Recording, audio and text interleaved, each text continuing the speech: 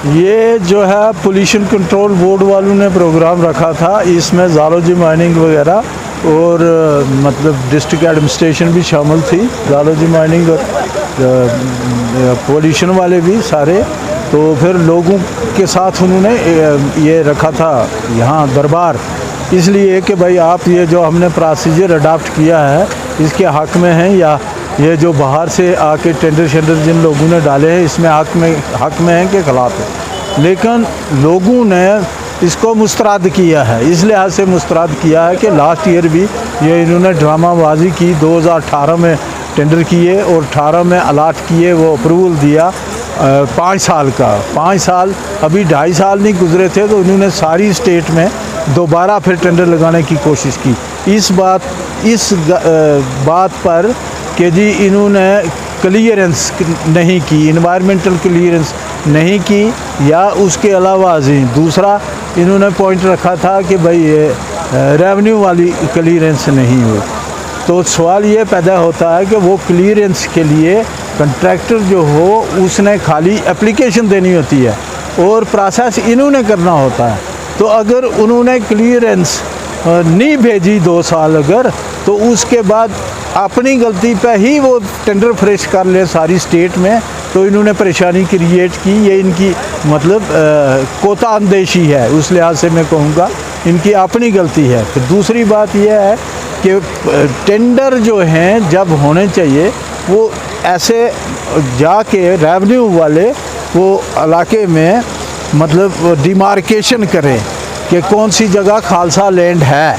और पहले ज़माने में महाराजा के टाइम में भी खालसा लैंड जो है शामलात दे उसको कहते थे, और वो गांव के इस्तेमाल के लिए ही होती थी या पंचायत के इस्तेमाल के लिए ही होती थी। उसके बाद दूसरा जो कानून बना हमारा वो घाह चराई वाला, वो भी लोगों की बेहतरी के लिए होती थी। अब ये तीसरा जो है, अब भी मैं कहता हूँ कि जो गांव में ज़मीन बचती हो खालसा सरकार, वो पंचायत के डिस्पोजल पे होनी चाहिए, और पंचायत उसको कैसे यूटिलाइज़ करती है, जहाँ उनको ज़रूरत पड़ेगी वो वहीं यूटिलाइज़ करेंगे उस लैंड को, बजाय उसके कि भाई अगर दरिया के किनारे भी अगर कोई लैंड बचती है खालसा सरकार, तो इन्होंने मसलन वहाँ से पत्थर, उसका भी कोई हिसाब होता है, पत्थर अगर ये उठाएंगे वहाँ से तो उसकी एक लेवल पे, जैसे ये इन्वायरमेंटल वाला यहाँ तकरीर कर रहा था, एक उसका मतलब लेवल है जिस तक वो उठाएंगे।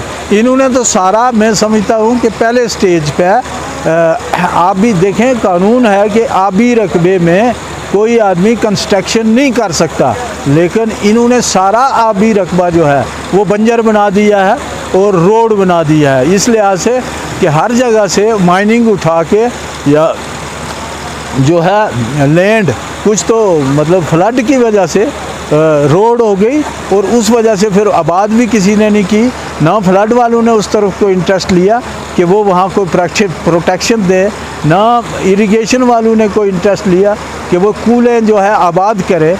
मेंढर में मैंने कहा ना, एक वक्त था जब हमारे घर से 5-10 ट्रक धान के निकलते थे, आज हम भी बाज़ार से लेके जाते हैं तो खाते हैं। इसी तरह मेंढर में आप किसी भी जगह देखेंगे जहाँ इतना बड़ा गला होता था वो सारा ख़त्म हो गया। क्यों ख़त्म हो गया?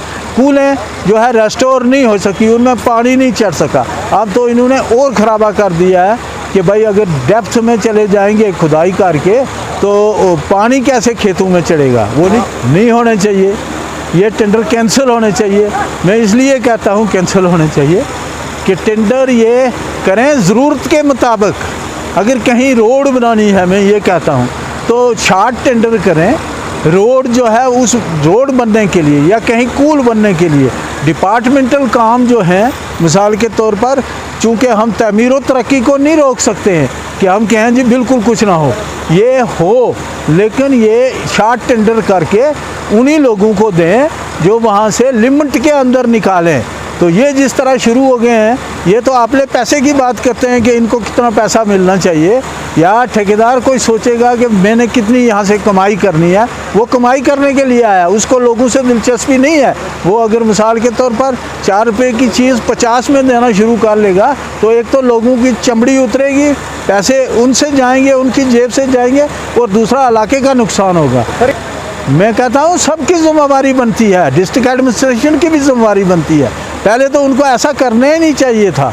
वो इस लिहाज से कि डिमार्केशन करके रकबा जो है खालसा सरकार कितना बनता है वो हमें पता है। मैं तो 70 साल का हो गया हूँ इस वक्त। नाला कितने मादूद एरिया से गुजरता था, अब बड़ा हो गया है। कैसे हो गया? फ्लड प्रोटेक्शन जो है ना, फ्लड रोक कोई नहीं सका, ना किसी ने उस तरफ तवज्जो दी। वो बढ़ता गया, लोगों की ज़मीनें बहती गई तो नाला बन गया। अब ये सोचते हैं कि सारा नाला, अब जालोजी माइनिंग वाला को खड़ा होकर ऊपर देखेगा, वो कहेगा सारा नाला है तो ये सारे के टेंडर लग जाए, तो अच्छी बात है। उनको तो पैसे की ज़रूरत है, बुरा असर पड़ेगा। जाहिर है कि हमारे घर में आके कोई आदमी, उसको हमारे घर से क्या दिलचस्पी है? बाहर का आदमी को क्या हमारे घर को प्रोटेक्ट कर सकता है या उसको सपोर्ट कर सकता है? वो किसी लिहाज से नहीं, बुरा असर पड़ेगा। अपील यही कि ये टेंडर जो है रिजेक्ट करें और शॉर्ट टेंडर करें। जहाँ रोडें बनती है हमारी, यहाँ तो इतना अवेलेबल माइनिंग नहीं है कि हम सोचेंगे कि इनको माइनिंग बड़े कंट्रैक्ट करके तो इनको दे दे। इतना माइनिंग नहीं है। नालों में जाके देखें तो ये हिसाब से सिलसिला है। तो शॉर्ट टेंडर करके रोड्स के लिए या कूलें शूलें डेवलपमेंटल कामों के लिए इतना ही ये लें, तो उससे ज़्यादा ना लें। इन्होंने तो तबाही कर दी है सारी।